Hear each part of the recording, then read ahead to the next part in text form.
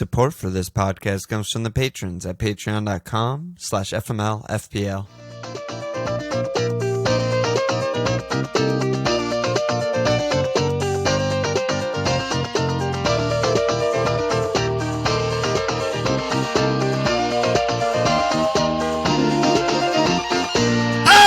Okay! Welcome to FMLFPL Milan.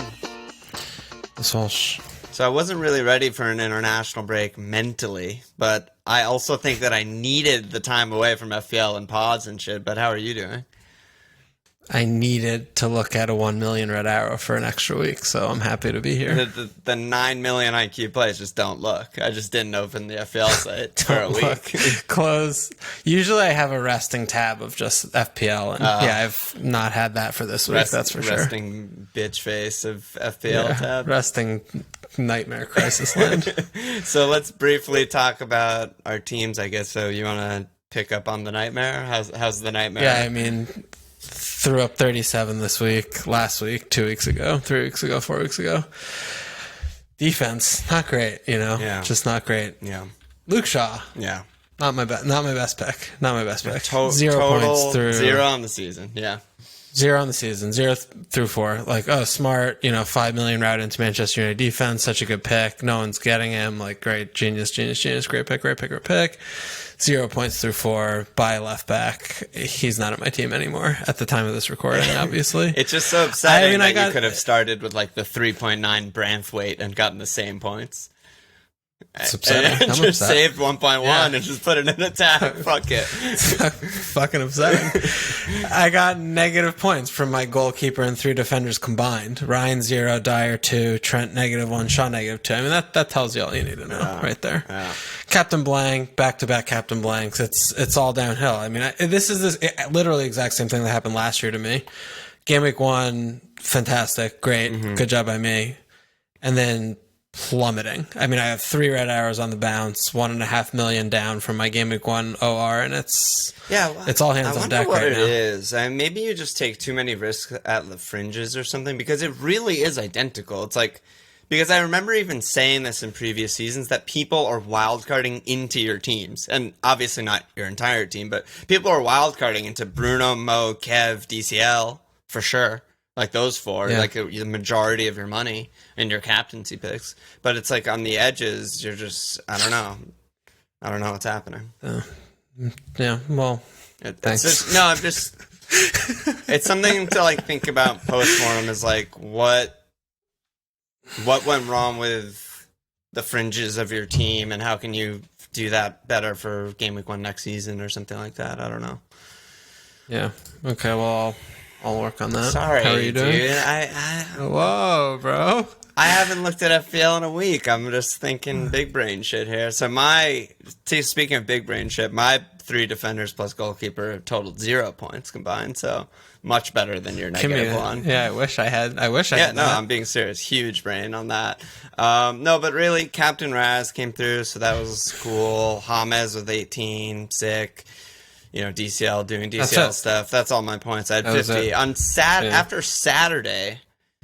Yeah, fine. I was up 2.1 million places. I was flying beyond flying capabilities. Even through the first 4 matches on Sunday, like we dodged the bullet with Jim, no Obbs, no Ings, no Vardy. Like we were like, oh my god, it's all coming together, the dream week. And then Kane and Son combined for 1 trillion points, and all our Liverpool players got negative points. So that's the thing. Well, I had Mo, so true. But yeah, how did you let me not have Mo? The best. Okay. Let me update the league. Shout out to FMLFPL Prize League / Mug League. 3 leaders for October so far. Number 1, Turan Hall, Turhall, aka Dyer. Oh, actual in first. Chesterfield Ultra. Let's go. Dyer, Bart Dyer, Team Dame. Number 2 is Chris Malin, aka El Malacticos, and number 3 is Randy Borland, aka Blues for Dali. And shout out to the leader of the FMLFPL Public League, Sue Mendu Khan, aka TGFF. Thank God, fuck, it's Friday or something like that. I'm not really sure.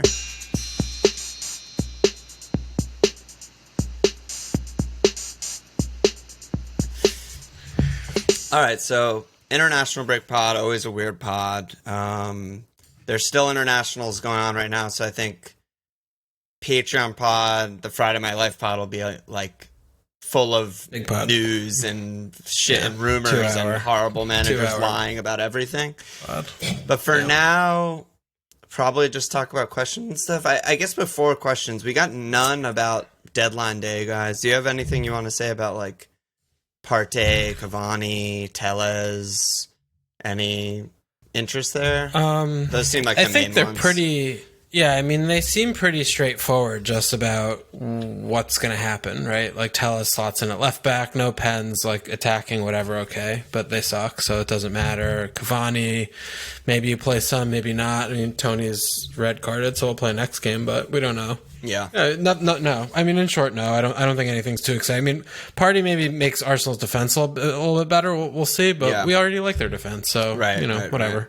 It's so fucking ridiculous that Martial got the straight red, but Cavani's still really good. Like, he might be. Yeah, I mean, he scored a lot for PSG. I mean, every year, but yeah, I mean, he was playing in Ligue 1. So. Yeah, I mean, like 2 seasons ago, he was still really good, and then last season he was a really good backup, and now he's going to start 3 games in a row. Tony's also been really, really bad. I don't know. Yeah, 8 million. Yeah. Grace tweeted about Tellez. He said, how much does Alex Tellez go for if he doesn't score 8 penalties and get 6 assists straight from corners last season? It's just like, stats are very padded, but he's good, The thing to watch for me is if he's on some corners and free kicks and stuff. Because if he is, he'll get a lot of assists. That's where he gets all of his chances created, so... We need to see them play better before we're looking at a 5-5 defender anyway. So, but yeah, maybe one for game week 20, something like that. We'll when they have Pochettino and a new center back. Yeah, when they have a real manager, et cetera, et cetera. Right. Okay, so I grouped up some questions. We got 3 on... wait a minute. Sorry. Brewster. Oh, yeah, that was a big one. Really big. FPL one. Yeah. So what are you thinking with Brewster? I mean... You started with him, so you've been waiting for this day your entire life. Yeah. And how do you feel about it? I mean, I have a lot of thoughts and feelings about Brewster. I think that there's a reason why there aren't 4 or 5 starting strikers in FPL, right? Yes. I mean, we've been playing it for 6 years or whatever. And the closest we've had to a 4 or 5 starting striker was like Anichebe a few years ago when he was. I mean, he was a 5 million that I think dropped down, so he's like 4.8 or something. If I remember correctly, he didn't even start the whole season. It was like a second half of the season or something. He was like in and out. He started like 2 games. Like he had a goal, and people would bring him in. And he was on Sunderland. And then Kane from his first year, where he was also in the between 4-5-5, and then he skyrocketed a year out from Norwich, where he was like a youngster. But I think forget about evaluating Brewster as a talent. Forget about looking at Sheffield United, they're so bad, they have 1 goal in the season. Okay. From a strategy standpoint of how the game works, if you're a 4 or 5 striker on a team, automatic start. It's just an automatic starter for me. Like, he's going to be starting for the team, and I don't understand the argument about not starting him, because he's an enabler. You get an extra primo instead of a mid-price player on your team, and you're looking at him. It's like, I could get 1.5 million more for like Watkins or Antonio. Is like, yeah, but 1.5 million's a lot, and at 4 or 5, you don't have to do anything to justify that price. Like, you get 1 in 3, which is like the worst. Would be unreal, which is the worst price. And but for a striker of someone like him who was 1 in 2 last year in the championship, like, he's young, but he's like whatever. But I mean, if he's 1 in 3, then he's surplus value. And I was looking like last year, like Callum Wilson played almost 3,000 minutes. He was the worst striker in the league basically last year that played 3,000 minutes. And he had like 14 returns or something. And he got more points than like the best 4 or 5 defenders. Yeah. So I don't everyone's like, oh yeah, you just rotate 4 or 5 defenders. It's fine. Like, that's fine for a spot. But when you look at a 4 or 5 striker, it's like, no, like bench, like not good enough. It's like, that's the same thing. Like, that's the spot on your team. And like, are you telling me that you feel more comfortable like rotating like, you know, a Palace and whoever 4 or 5 defenders and a starting striker? It doesn't make sense to me. Yeah, I think about Neil. Like, I'm just trying to think of guys off the top of my head, like whose numbers he might replicate. Like Neil played 2,700 minutes, 10 goals, 3 assists last year in his debut from the Championship. That seems very realistic. You know, 10 goals, 3 assists. That's a low rate of return, and that's 130 points. Yeah, that's better than every 4 or 5 defense. That's better than every. I mean, that's just good. That's really good. And it's the same. The thing too is, I'm seeing like people like, oh, I'll just wait or whatever. And yeah, depending on your team structure and what your problems are, like waiting is fine. But like if you're on wild card or if you're looking at like where to go, if he's bad, then he won't be starting for long, and then you get rid of him. But if he's not, and if he's decent, then he's going to have this job for the whole fucking year, and he's going to be like a top 3 pick in the game. So yes, he could obviously fail. Like he could obviously play himself out of his job after 4 or 5 league games, and he's not ready, and he goes back to like fucking Sharp or whatever. Right.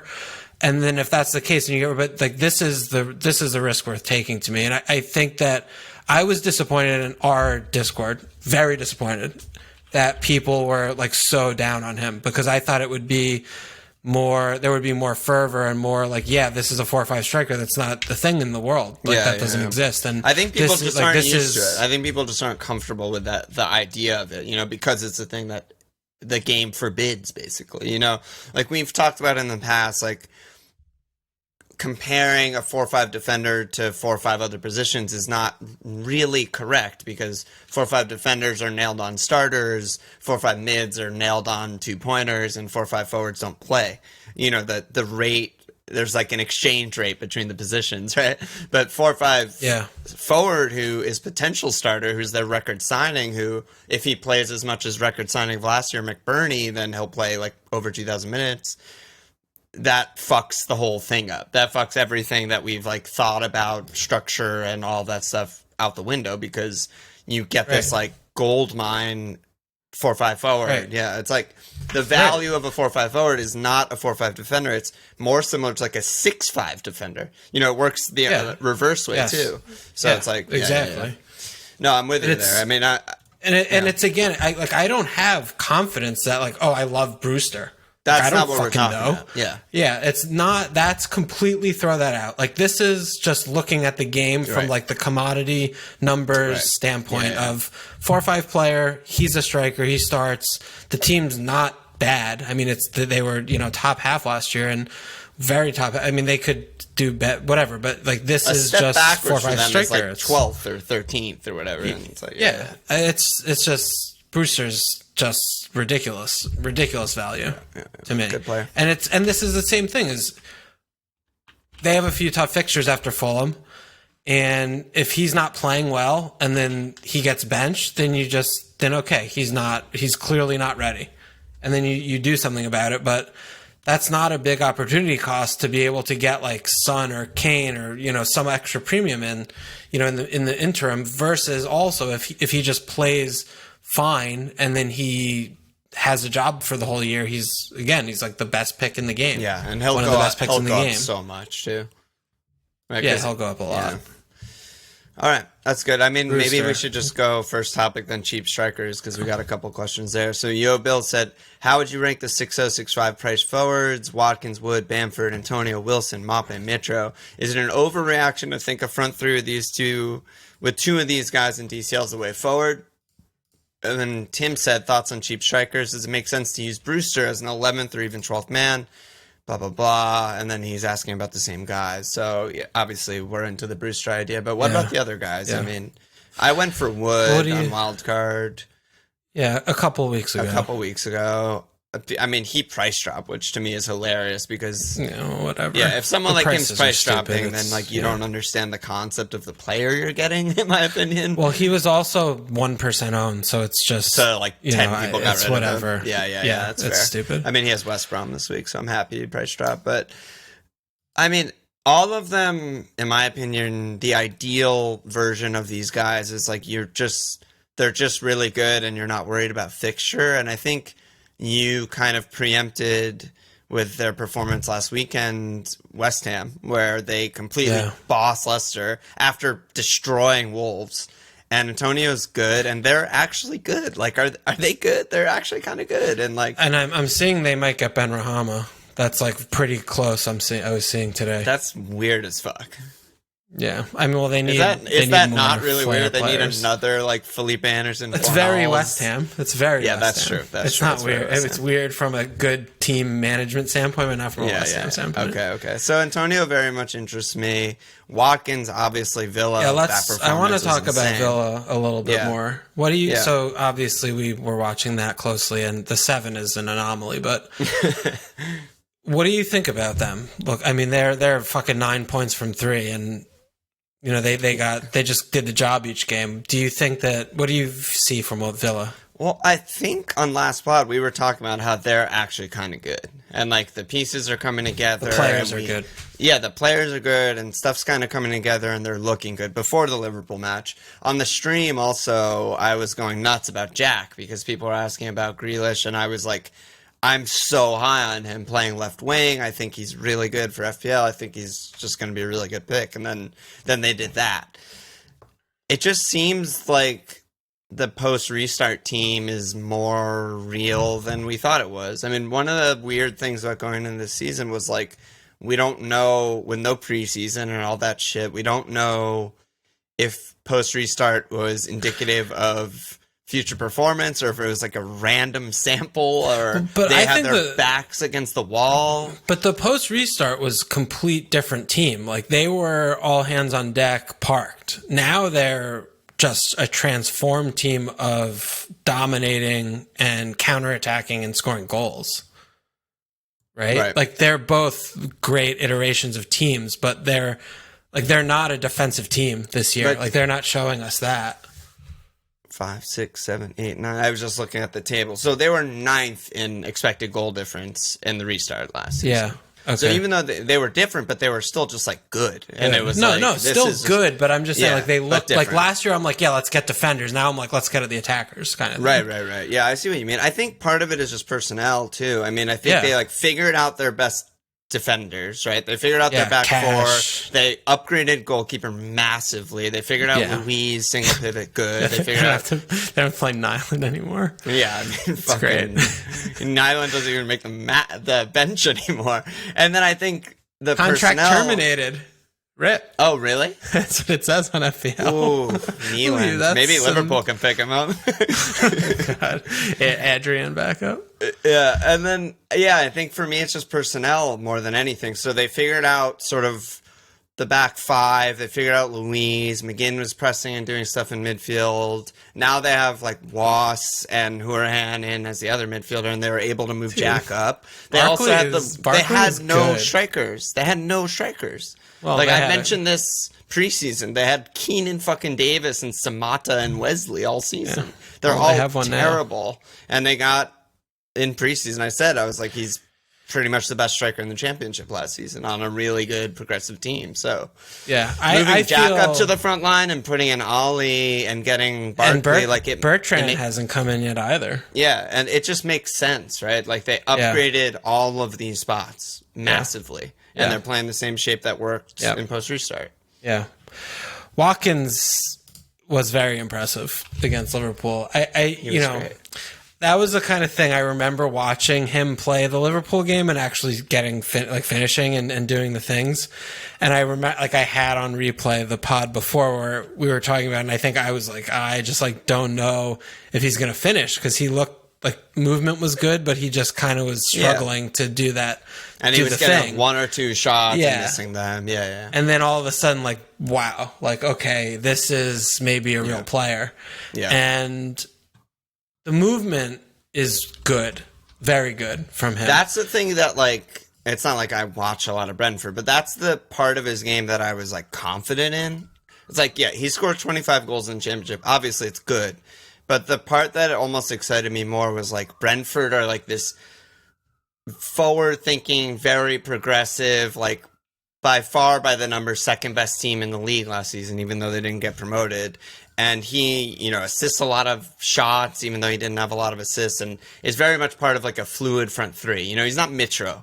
We weren't like getting some guy who's just going to sit in the box and go for headers. Yeah. It's like, no, this guy plays, passes, moves, like all that stuff. And so, yeah. Yeah, he's 5'9" right now. Yeah, he's good. I definitely would. I think he's my favorite. Close with Antonio, maybe ahead, because I do feel like Villa are going to just create more chances than West Ham in general. Well, West Ham also still have the horrible fixtures. Yeah, really even though fixtures. Antonio's doing fine. Yeah.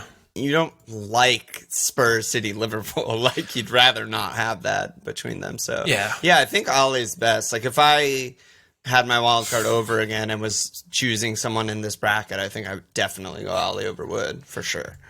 I mean, it was a transformative performance, like the Villa just ripping to shreds. And, they had the deflections, they had some of the things that were off, but in general, they were really good. And, I mean, Leicester, God help them, they're going to get disassembled against Villa. They're so fucking bad and horrible, so they'll lose that game for sure. They're just missing all their best players, and then, including Vardy. And then they have Leeds and Southampton home. So it's a good time to invest. And come back to Jack. I mean, I know you were talking about him a lot last pod, and I was like, whatever. But I mean, he makes me eat crow. 24 points, 2 goals, 3 assists last game. It's ridiculous. Imagine backing yourself and getting the guys you think are amazing. Yeah, I mean, Nick said thoughts on Aston Villa, Watkins and Grealish, and G. Babin said Barkley, Grealish, or Ollie. Double up, maybe. Are they a trap? So everyone's kind of looking at them now. Like, I definitely don't feel like it's trap. Like, we're not in trap territory here. I mean, Dino definitely could do Dino things, but when we watch them do these things with, like, Barkley coming in, Grealish, like Watkins, and Bertrand Traore's going to come in, and I mean, they still have fucking, what's the CDM's name? The guy with the dreads, the good guy. Douglas Luiz? Yeah, Douglas Luiz. Like, they still have all of the same pieces, and they have really good players. Like, they're just good. And it's the kind of thing that I'd be more willing to invest in them FPL wise based on their price and just their trajectory right now. And maybe it goes wrong, but if they just keep doing the thing, then you're flying. And that's the kind of thing of like investing in Leicester in their title winning season early, right? Like this is that kind of form, and the team's giving me those kind of performance feels right now that I don't think that you have too much to lose if you go there, The thing for me is, like, I agree. I don't think they're a trap. The part of it that I think is a trap is, like, I'm not sure if, like, a triple up is, they're going to score that many goals that a triple up or something like that is worth it. But going in, I could see it though. That's the thing. Like, I could see them 2 and 3 goals a game kind of a team. Like, they have a lot of, like, fluid, really good individual players in these spots, like, and there aren't a lot of teams that have, 6-7 million attackers that are like that, other than like maybe Everton. It's possible. Obviously, it's possible. They've done it so far, but like they weren't great against Sheffield United. They weren't great against Fulham either. Fulham, and like Odoi had the worst game of his life. But even like underlying, right? They put up 1.66 XG versus Fulham, 12 shots. It's like, okay, it's pretty good. It's enough to beat Fulham every time, but they did exactly what they were supposed to do in that game, though. Absolutely, but my point is they didn't blow the doors down. Like, we're not talking about like Pep or something. Yeah, they didn't score 5 versus Fulham, and we're like, oh my fucking god. That only happened against Liverpool. So I definitely love the Jack pick. We just talked about Ollie. I don't know if I'm interested in much in a triple up, but like both is pretty good. And I think Jack, I mean, the thing with Jack that I mentioned last week and on the stream is like, he was so close to being a really good FPL asset last season, and he played midfield and had to do a lot of work tracking back and stuff. And then he played left back. Yeah, and then like for the last, I don't know, second half of the season almost, or last few months of the season, he didn't really score goals or really get assists, and was playing a lot deeper, and his points just evaporated. And now he's just firmly nailed in that left wing spot, it seems like, and the points are flying. So, he's nailed 90 every week. He's the center of everything. He's putting up huge numbers. He's just like a great player. So, yeah, I feel particularly confident with Jack. Yeah. Yeah. All right. Villa. I'm just pissed I didn't have him. Yeah, me too. I wish you did. Yeah, points are great. We got 3 Man City questions. So M Bear said, how much weight should we put on the 2 terrible City performances? Matt, do you guys think this is a Man City blip or a sign of some longer term issues we need to be wary of? They lost Sane, Dilba, have an aging, injured Kuhn, Fernandinho feels bad. All right. And Nick said, hi, Lon. Hi, Nick. Did the fireside chat about Man City clarify anything for you FPL wise? So yeah, we did you're the City fireside expert. chat. Oh, You gotta big teach time us. expert. Classes in session. It's worrisome.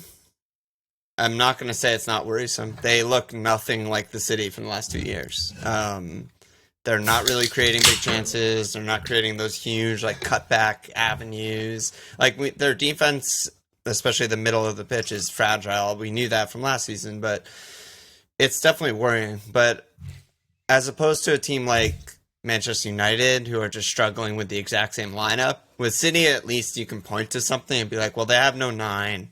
Let's see what they look like with Kuhn/Jesus, which should be really soon.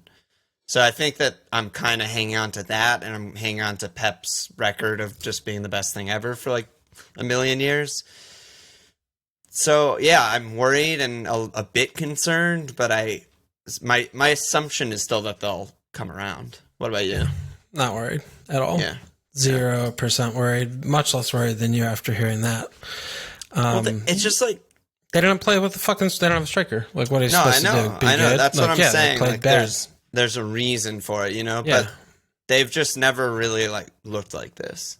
Yeah, they've never. I mean, just they gotten, fucking fucked Wolves, so they look fine there when Jesus got 90 in. Yeah. So that's what we're gonna see when they have a striker, which should be next week. So we're good.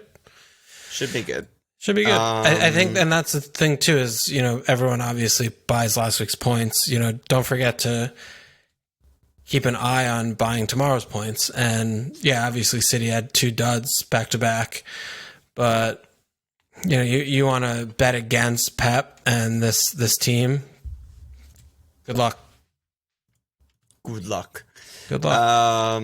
And we got some Spurs questions. Your favorite? Ozzy, are Spurs the real deal, or are they just lucky to benefit from some freak games? Please, no Walsh abuse for this question. Simple mug. Spurs attackers, what's the deal? On the one hand, Kane's creativity and Son's positioning look damn good. On the other hand, they've faced 3 incredibly shoddy defenses over the last few game weeks. I think they've also gone up a man in 2 of the 4. Which is a thing. And then Zara said, if Kane's out, does Son still have value? If I'm not wrong, Kane assisted most of his goals. This is like Spurs are either going to bury us, or we're going to be on the other side being like, okay, they are who we thought they were. Yeah, I mean, this is the week of the Spurs. Like, are you jumping in with 2 feet? Are you 1 foot in getting Son or Kane? Or are you out and you're getting neither? What do you see here? I mean, what's your take on the first 4 with them? All right, so let's just go through the matches really quick. They played against one good team in Everton and basically got bossed. They created a couple of chances, but Everton were just better. They played against suicidal high line, aforementioned joke of a fucking game. Southampton took advantage of it, did well. Played their best match of the fucking last 5 years against Newcastle. You know, it ended up 1-1, but they created a ton, batter Newcastle in every metric possible, and then they go up a man against Manchester United and completely destroy them. They're up a man for the majority of the match and completely destroy them and light them up. I don't know. I think it's one of the hard. Listen to our pod.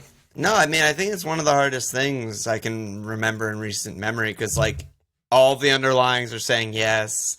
The eye test is sort of like they can't score every shot. What are these game states? Like, what's happening? Are the upcoming fixtures that are quote-unquote good actually good for a team that is just taking advantage of, like, disorganized madness? Well, conceding possession. Not. Is also the name of the game with them. Right. And so, like, West Ham aren't going to just give them, like, huge chance after huge chance, nor Burnley, nor Brighton. Well, Brighton could. Brighton could. Yeah. So That's probably- I don't know. Everything in probably my preseason evaluation is saying these next two fixtures aren't good. I don't think they're this type of team. And then everything that the points are saying are they're the best attack the world's ever seen. Yeah, well, we're definitely not watching the best attack the world's ever seen. But when you look at the 4 games and you break them down in isolation, like they're very odd, unique games. And the only one that matches our preseason script for them was the Everton game, where it's like they're just not that good. And when they play a good team, they're just going to lose because they're not that good.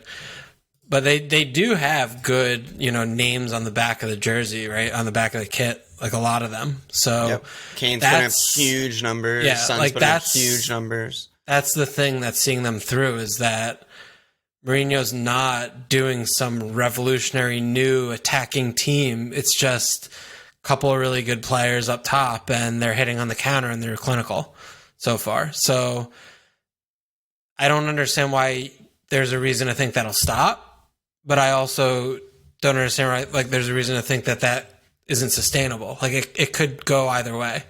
And I don't have a problem with either argument. But for me, right, when I'm looking at FPL picks, I want my premium assets to be on teams that attack. And I still don't see them doing that at parity, when they're at parity with the opposition. And, conceding possession and hitting on the counter is good. And Son, I definitely think Son is a better option than Kane with, $1.5 million less. And, he's just, he puts it in the back of the net. He's always been, putting points in and, maybe 9 is mispriced. I mean, maybe he should have been more like 10 and, but at 9, that's like a fine pick, but I just don't, I'm just still not excited about it. And, yeah, it's hard to balance. Like, are we just making excuses because we don't want to pick the players, or are we reading who? Are we seeing who they actually are? Right? Is Son gonna overperform his XG by 1 trillion %? No, that's just impossible. But the rate he's going at, it's percent. impossible. Yeah, maybe 1 billion, but not 1 trillion. Okay. Okay. So that's not possible. So that's a reason to be okay, well, he's just red hot and that's not going to continue. But it's more a matter of are they going to just keep lulling teams into conceding huge chances on the break or not? And this is, and I was talking with someone about this team reminds me a lot of the Hazard dog face Chelsea Moo team with Oscar and shit. Right, this is second year. Yeah. Is this second year Moo? Are they just gonna? Yeah, but that team also is they had 3 attackers every game, right? Or 2 or 3 attackers every game, and they would just hit on the counter and score 1 or 2. They were cleaning for fucking fun. Oh yeah. But they would hit on the counter, get 1 or 2, and then they turtle. That's what they did every game. Right. And I don't know if that's what he's doing now, or if it's just 10 men and high line. So it's we're still turtling because they still are only attacking with 2 or 3 players on these goals that they keep scoring. Right. So I'm not convinced that he's doing anything different yet.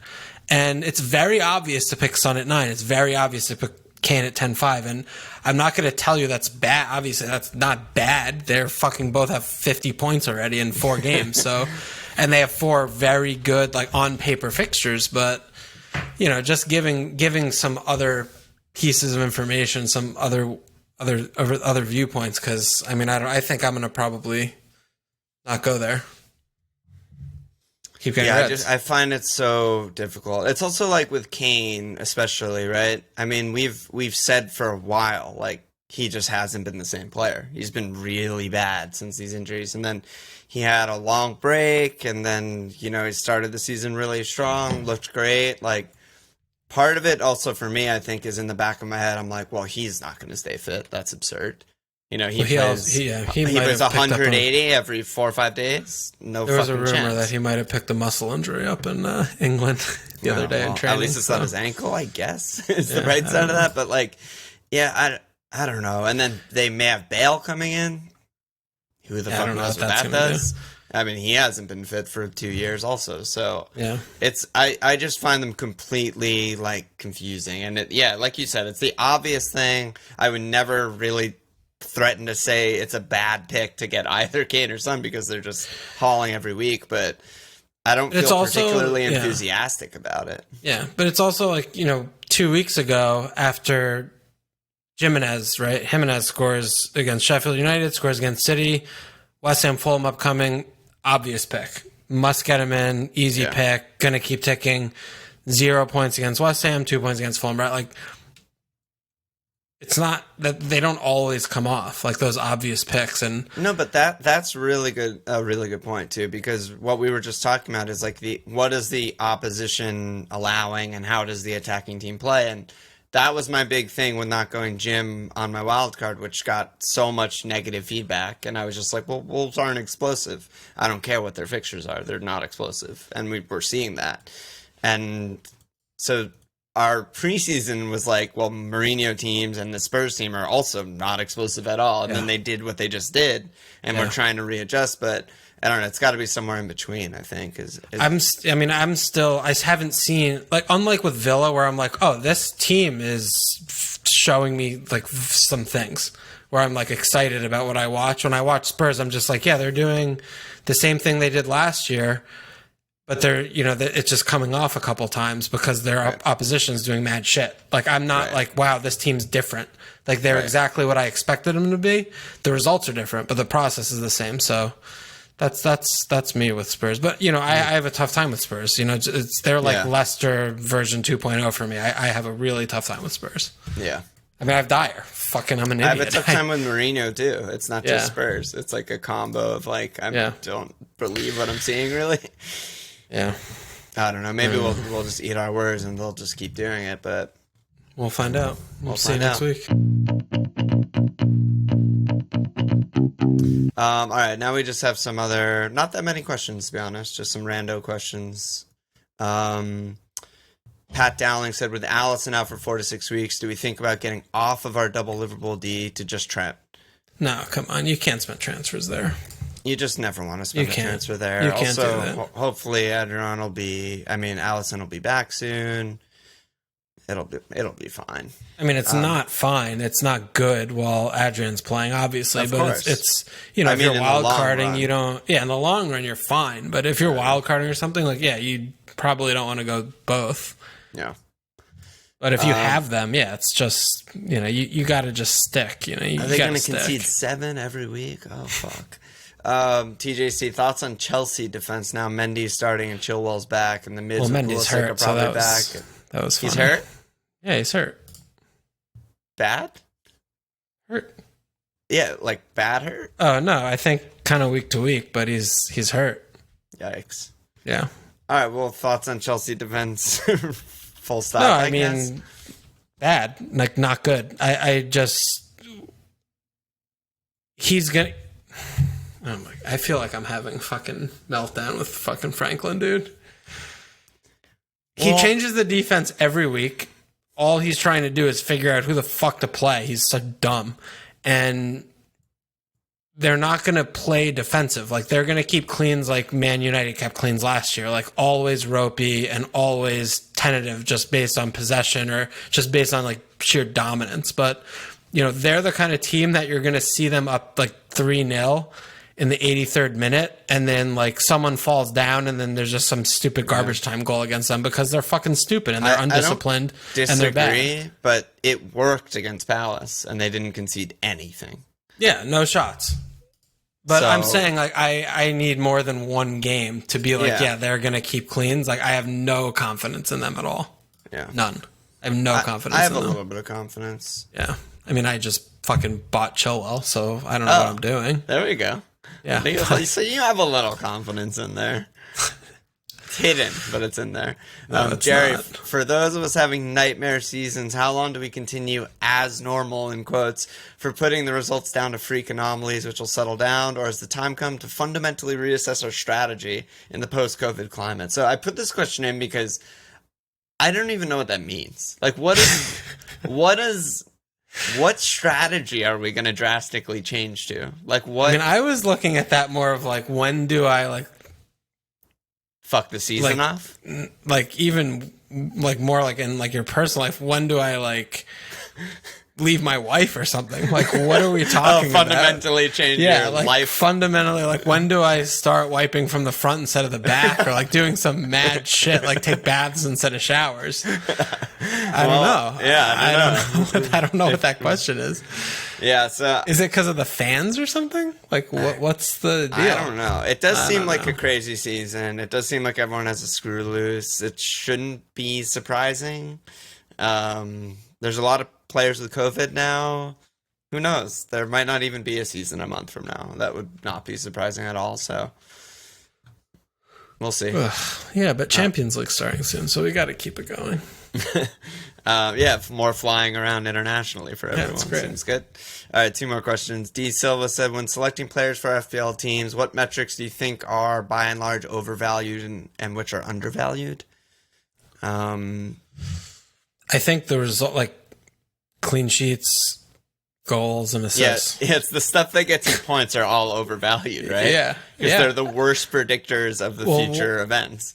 I mean, what are we doing this week? It's like, who scored last week? What did we do last week? Who scored the week before? It's that's what we're like moths drawn to the flame of points, and it's not. It prevents us from thinking about the things more objectively and more predictive, because you can't buy last week's points. Right. So you want to predict, looking at the windows upcoming, who are going to get points in those games, and who are people not talking about that are going to be good in those games. And that's the thing. That's the thing. That's the thing. Last question, producer Nate. What's the over/under on Cavani missed big chances? Ooh. That's good. People are going to flip out and be like, he's the worst player ever, even though he's great and he just gets a lot of big chances. In the league only? I think let's just do like the next 3 matches because he's nailed, right, while Tony's out. But how many is Tony missing? That wasn't violent conduct, was he? He's going to miss 3? That was the most violent conduct I've ever seen. The glove slap? He's going to miss 3? Yeah, he's been for 3. It's the stupidest do they have any? thing ever. Do they have any cup games or anything? So it's less league games. I don't know. On FPL site, it's suspended until November 7th, which is game 8. Okay, so 3 games. I mean, I guess you set it at like 2.5. Yeah. Is it going to be 1 a game or more than 1 a game? Tough call. Well, but miss though, because he could score them. So 2.5. I think 2.5 is okay. 2.5 is good. All right. Yeah, we'll report back. What do you take on that? 2.5. I go under on that. I think he's gonna. I think under because I don't think they're gonna get that many. Yeah. Even though he's great, they have like tough fixtures coming. Can we talk about them for a sec? Yeah, let's talk about them before we move on. I mean, is this like, oh my god, like it's scary, or is it like, oh, it's okay, it'll be fine? One of the things I play Newcastle with Shaw, with like LOL, their defense is like they were so good underlying last season because they were impossible to get the ball off of, and they just dominated possession in almost every match, and everything worked and it looked great. But we always knew the players were bad. We always like joked about how bad they are when they made a mistake and blew the clean and whatever. And then it seems like they can't do the first part so far this season. That's where I feel like the problem is coming from. The players are the same players and they're making the same mistakes, but they're unable to dominate possession. Like Paul's been horrible, can't keep the ball. Paul has been horrible. Can't keep the ball. Getting pressed out of dispossessed nonstop. Like Matic, I don't know what he's doing. He doesn't seem to be winning the ball back at the same rate to me. He's old. Bruno, tons of dispossessions. Like we knew that going in, but usually they were high up the pitch and then they would win the ball right back and they wouldn't be under defensive pressure. It just seems like something is wrong because that's what I was saying with like City, comparing them to City. It's like they have all of their pieces.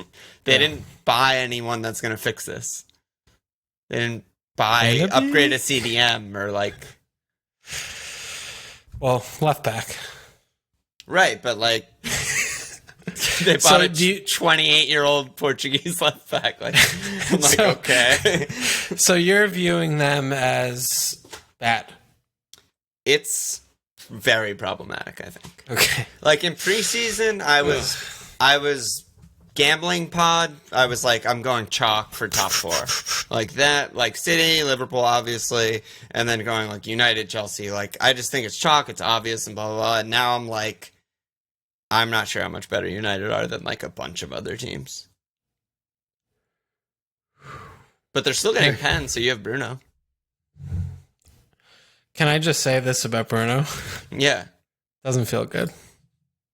Even with the points in hand? Doesn't Points feel in good. the bush? No, I want the points in the heaven from the heavens. He doesn't even shoot in open play. And nor has he doesn't shoot. Tony or Rashford. Yeah, They he doesn't even get shoot. close. He doesn't even get close to shots in open play. Yeah, so far this season. I'm scared. That's what I'm saying. It's worrying. I mean, it's like when they completely dominate possession last season, Bruno's further forward. All the forwards are further forward. He's shooting all the time. Yeah. When they're chasing their tails, they just look completely disorganized and have like no creativity. So, yeah. And I mean, after Newcastle, I have Chelsea, Arsenal, Everton. They're not going to win any of those games. They should lose all 3 of those games. It'd be surprising. Yeah, it'd be surprising. I'd be surprised if they drew any of them. Problem. Yeah. Problem. Then that's the thing with Bruno too, is the preseason evaluation of just, okay, the team, they finished strong. Everyone knows where they're going. Very settled team, same shit, 4-2-3-1, like everyone knows what to do. Yeah. And, kick off and they're just absolute dog. I mean, I don't know. I mean, the lack of the preseason, like I've heard that, sure. Like that's something, but oh my goodness. It's not great. Yeah, I mean, Rash has 3 shots in 3 games. Tony has 2 shots in 2.5 games. Mason is actually the leading shooter by a lot. Yeah, but he's looked off it. I don't know. So, yeah, okay. I think it's problematic. Okay. But let's go on.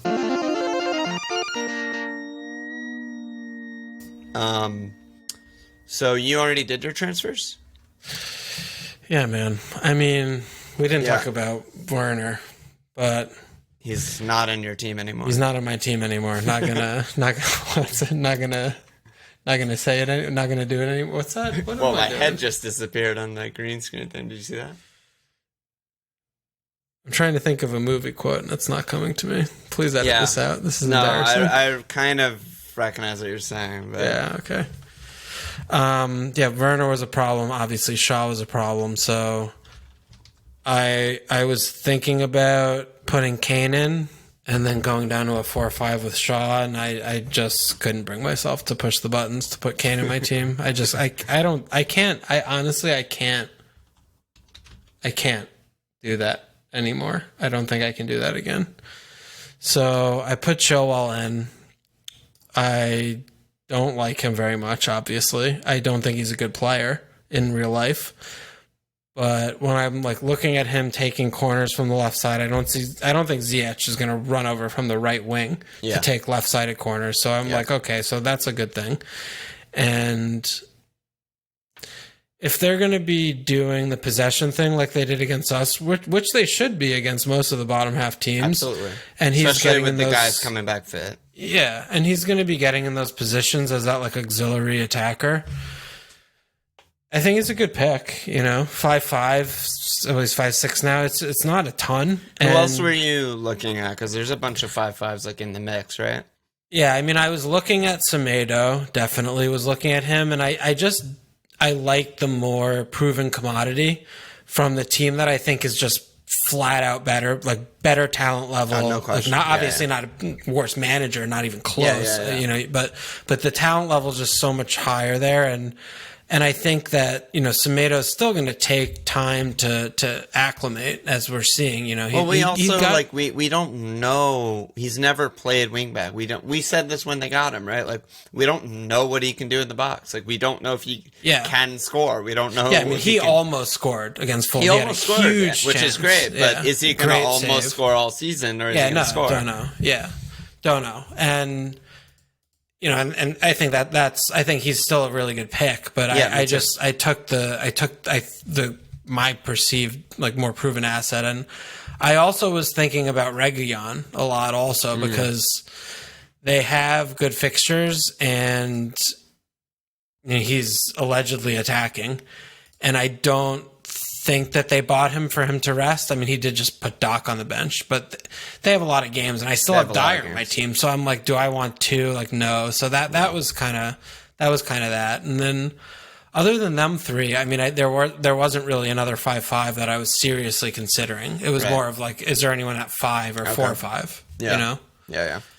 And and I don't love Chilwell. I don't love him at all. But I think it just like is a good pick. So yeah, I did that, and then it's funny how like the price makes me like him so much less.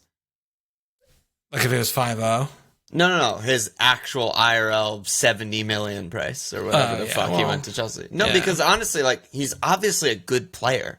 Leicester are a good team, and he was good all the time. And then him just getting so drastically blown out of proportion because he's English, I was just like, what the fuck? He's not that good at all. And it just like pisses me off. Yeah. Yeah, I mean, he did have 3 and 3 last year, I mean, from a full... he's always been good. Yeah, and then he goes for more expensive than Hakimi, and I just rage. Yeah, well, that's ridiculous, but yeah, all right. And then this was not a good transfer.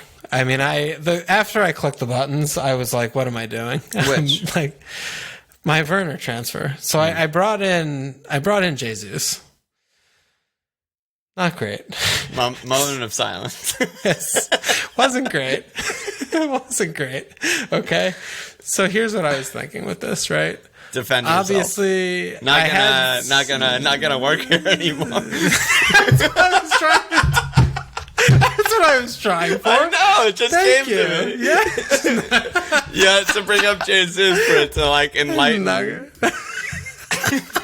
Office Space, right? Office Space. not gonna work here anymore. So, I didn't want anyone. Basically, was number one. You hated all of them, yeah. Hated everybody, and I was like, I could have hit Son in if I wanted to go 3 moves and then do something about Trossard or something, but or Bruno, but. The Bald Fraud said that he's going to be back after the IB. And I know that there's been absolute radio silence out of the City camp for the past 2 weeks regarding all we know Jesus. is like Kuhn was in training. Yeah, which is nothing actual laugh riot. I mean, he hasn't played since February. When did he play last? Or something. Yeah, so people thinking like, oh, Kuhn's smiling while he jogs on the pitch and kicks it around a cone and he's going to come into Arsenal is... that's just something else. I don't know. I mean, Jesus is... Last he said after international... was June 22nd against Burnley. Started and played 44 minutes, so got hurt, basically. Got injured, yeah. So he... Whatever. So, basically with Jesus, I'm just absolute roll of dice, gambling that, managers lie after the IB, did his calf... Sorry, let me just... Yeah, so he came back in June, didn't start against Arsenal, started against Burnley, got re-injured. Before that, his last start was March 8th. So, yeah. Yeah, okay, so he hasn't played. Yeah. So it's just coming to, like, Jesus, please be fit, basically. That's it. Yeah, so it wasn't That's it. a great transfer, but it could work out. It could. It probably won't. But I also have Mitchell to come in if he doesn't play, which I don't hate. Mitchell's still a starter.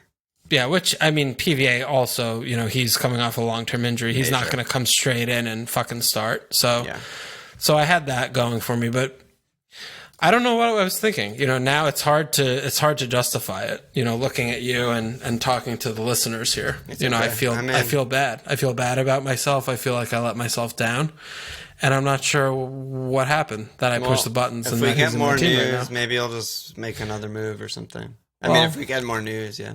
I mean, I'm honestly, I can't throw away like a Friday wild card. I could do that. Yeah. Yeah, I could. You should probably tinker around. I've got a few. Don't worry about it, baby. Oh my god, you're such a beast, dude. I've got a few things. You're such a beast. I've got a few things cooking in that fire. But you always have extra one in the chamber than I think you do. Jesus, it's ridiculous. So stupid. Okay. Okay, For what my about you? What are you moves, doing over there? I'm just going to flat out say I still don't know because I'm waiting for Friday My Life. I have money in the bank, so I'm just taking price drops on the chin. It's fine. I can still do all the moves that I've been considering. A week ago, I messaged you. I was thinking like Timo and Zambo for Son and Brewster, which I still kind of like. It's really simple. It's good. Getting in on Brewster early, getting Son who's good. I wouldn't be addressing Lamptey, who as of now is still yellow flagged and is a starter every week.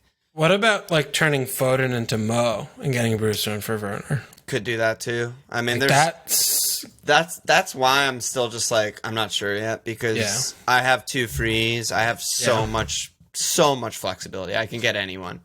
I think that getting Mo in is going to be a really nice thing to do. Like, while I mean, it was always the plan. I mean, we talked about it ad nauseum when I was actually on my wild card. Was that like I knew I wasn't going to captain him, against Arsenal and Villa, and then I was going to get him eventually for sure, but not yet. So he's definitely like, he might get in there for sure. I mean, because I still like picture, holding, but he's just I still great. like Raz and Kev. Like, I like that a lot. I think that's great. I don't know. Raz is flagged now, and like I think that was just to get him out of England. Probably, but I don't know what the fuck's going on. Long story short, I'm waiting for Friday My Life because I just have so much flexibility that I don't know what I want to target now. But we've talked about all the good guys, so I'm in on all those guys. So we'll see, I guess. Your team's good. Once you get rid of Werner, it'll be good. Yeah. What do you think about Foden? Are you like, that's it? I still have no faith at all that he's going to start. I also still have no idea what his best position is for FPL. Like, let alone IRL.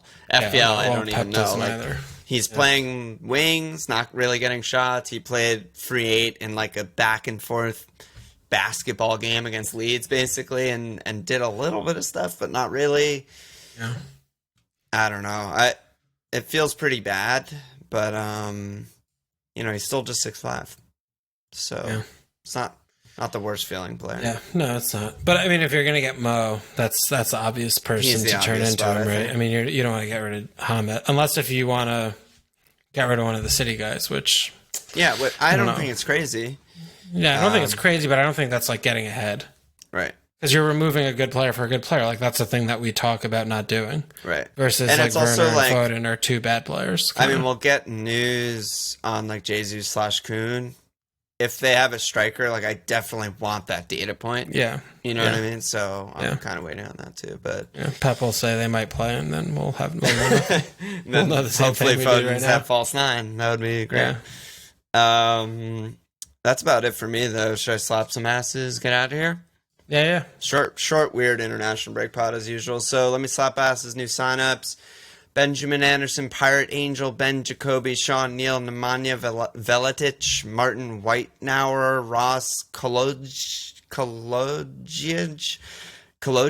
I'm going with that, Jonathan Simmons, Alex Secco, Alex Crone, Jack Hodgkinskin, Nick Temple, that ass get in there, baby. Any last words?